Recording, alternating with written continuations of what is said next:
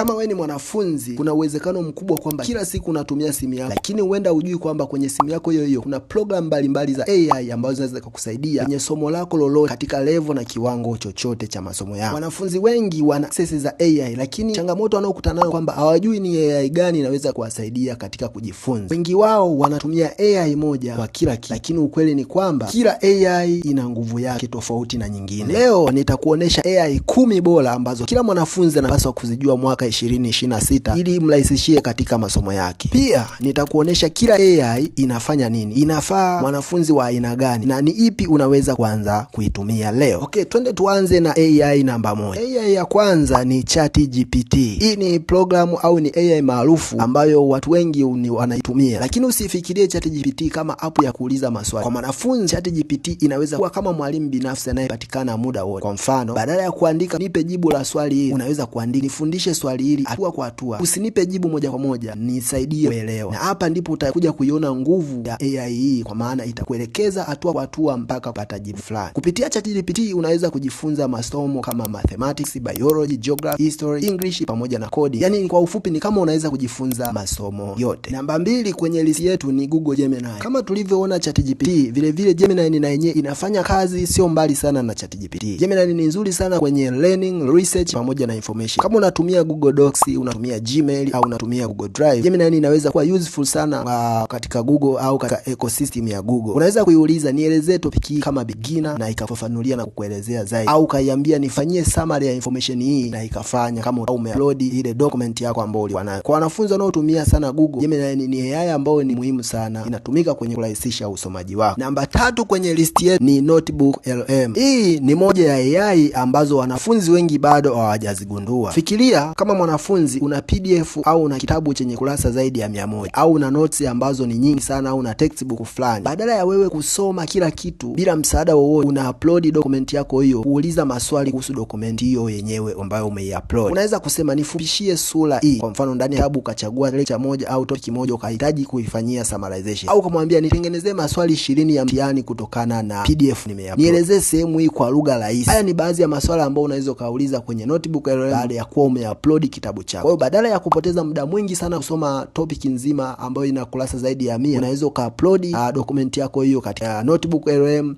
na ikafanyia summarization kutokana na utakachokuwa umeuliza. Namba 4 kwenye list yetu ni Perplexity. Kama wewe ni mwanafunzi ambaye unafanya assignments, unafanya project au unafanya research, kwa maana hapa nazungumzia wanafunzi ambao wako vyuo, hii ni AI ambayo unatakiwa kuijua. Watu wengi wamekuwa wanauliza kwa kutumia ChatGPT au kutumia Gemini, anauliza labda nipe information kuhusu climate change, lakini wakati mwingine unahitaji zaidi ya jibu. Kwa maana ukweli ni kwamba Perplexity yenyewe itakupa hiyo information pia imetoka wapi. Kwa hiyo Perplexity inakupa na source ya kile ilichokitoa. Kama tunavyojua kwenye research pamoja na assignments lazima uwe na sources ya information yako. Kwa hiyo tunarecommend kwa mwanafunzi ambaye unafanya assignments, unafanya project au unafanya research, vizuri ukatumia hii AI ya Perplexity kwa sababu itakusaidia kupata sources za information zako. Namba 5 kwenye list yetu ni Claude. Hii pia ni AI nyingine ambayo inatumika na ni bora sana kwa wanafunzi. Claude ni nzuri sana kwenye kuandika, kufanya summarizing documents ndefu, kufanya research paper pamoja essay pamoja na code. Kama una document ndefu ambayo hujui pa kuanzia, Claude inaweza kukusaidia kuielewa na kuipanga. Lakini kumbuka,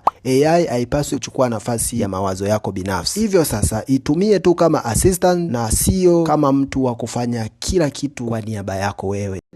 Ni Wolfram Alpha. Mwanafunzi, kama una matatizo na mathematics, statistics, physics au calculus, hii ni kwa ajili yako. Wolfram Alpha ni mojawapo ya powerful AI ambayo ina uwezo mkubwa sana kwenye calculations, pamoja na mathematical problems. Unaweza kuitumia kuelewa algebra, calculus, statistics, physics, lakini usifanye tu kwa kukopi na kupaste answer. Kwa angalia hatua kwa hatua ni kwa namna gani jibu limepatikana. Namba 8 kwenye list yetu ni Grammar. AI hii ni special kwa ajili ya kuboresha English yako. Kama unaandika essay, assignment, report, email au unaandika applications zozote za ajira au chochote kwa kupitia English, Grammarly inaweza kuwa kama editor wako binafsi. Grammarly inaweza kukusaidia kugundua kama kuna makosa kwenye grammar, kwenye spelling au katika sentences fulani. Pia unaweza kuitumia Grammarly kukusaidia kufanya writing yako iwe clear au iwe more professional. na ni rahisi kueleweka. Namba 9 kwenye listi yetu ni GitHub Copilot. Kama wewe mwanafunzi unasoma computer science au unasoma software engineering au unasoma information technology au una interest na programming, hii ni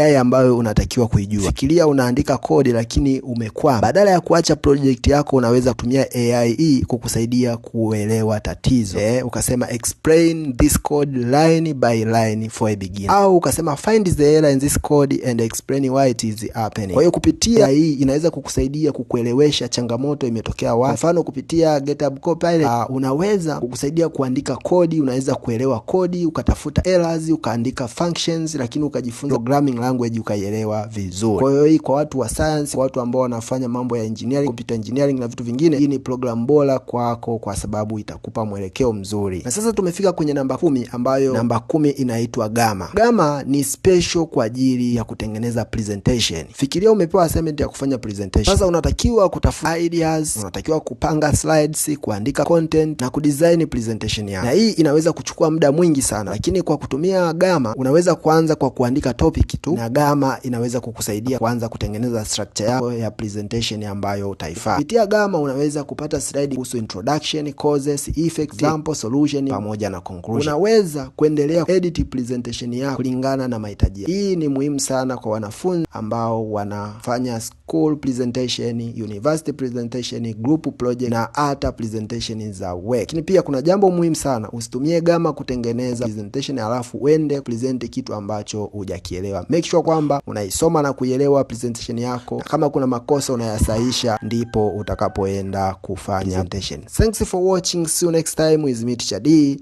Bye bye.